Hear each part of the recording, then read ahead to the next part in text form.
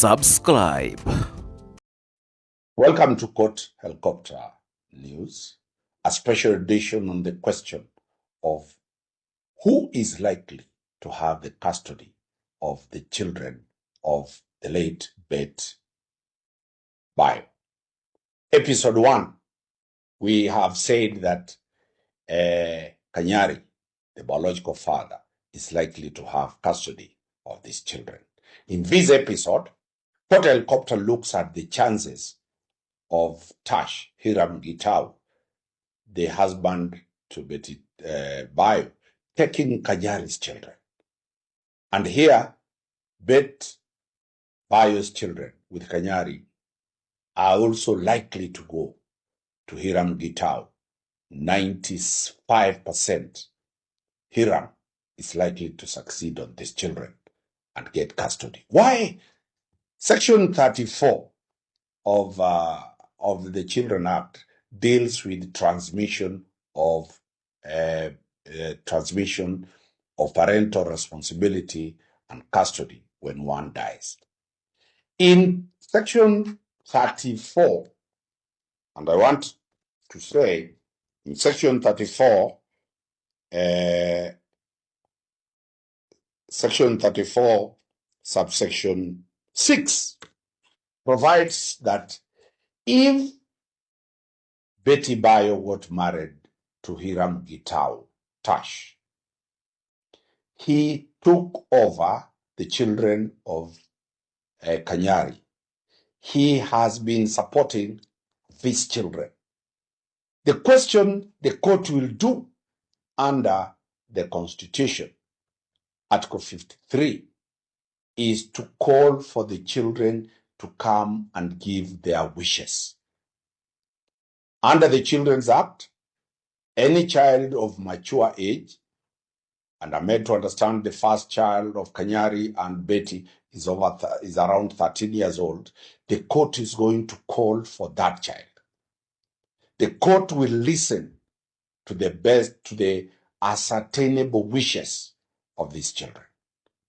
A children officer is going to be sent to interview the children, to interview Kanyari, to interview Hiram, TASH, and also interview the family, the relatives of this place. 2, if the wishes of the children are that they stay with TASH, the court is not going to run away from that, especially if the wishes of the children, these children are of age. Number 2, under the Children's Act, the customs in the principles of looking for custody, the customs of where the children are, the traditional customs matter. Betty Bayo is a Kikuyu, Kanyari is a Kikuyu, and TASH is a Kikuyu. Under Kikuyu customary law, which the Children's Act recognizes, which also the Constitution recognizes, if he paid dowry and he paid for the children, the question the court is going to ask, is that culture repugnant to morality and justice? Can one pay dowry and pay for children? Are children chattels to be bought?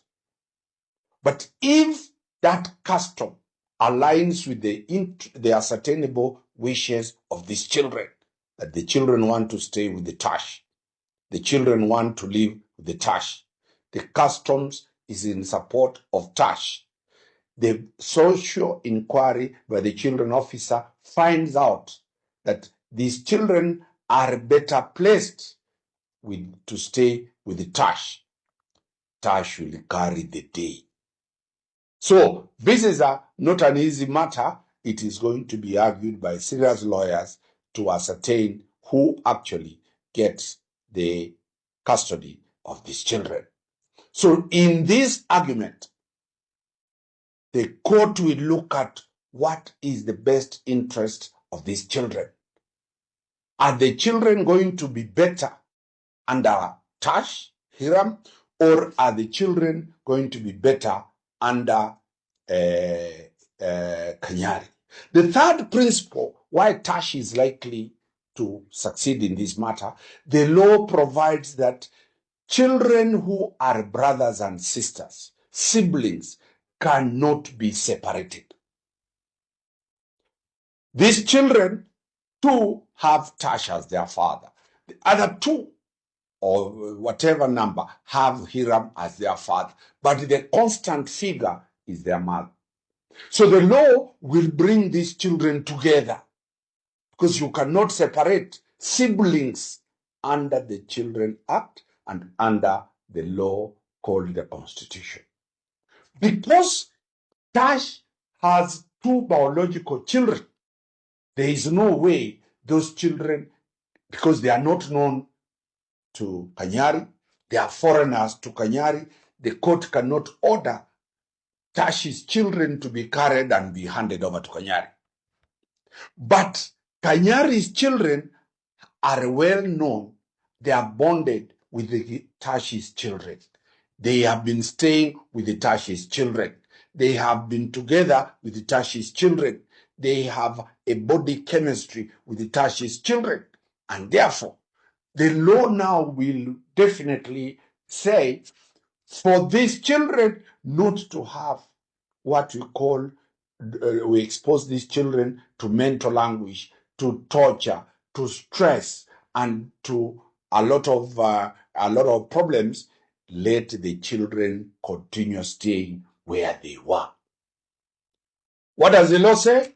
The law says if children have stayed with somebody for more than 3 years under the Children's Act, you cannot remove those children from a place they have been staying for 3 years continuously. Bayo's children have been staying with the TASH for over 3 years.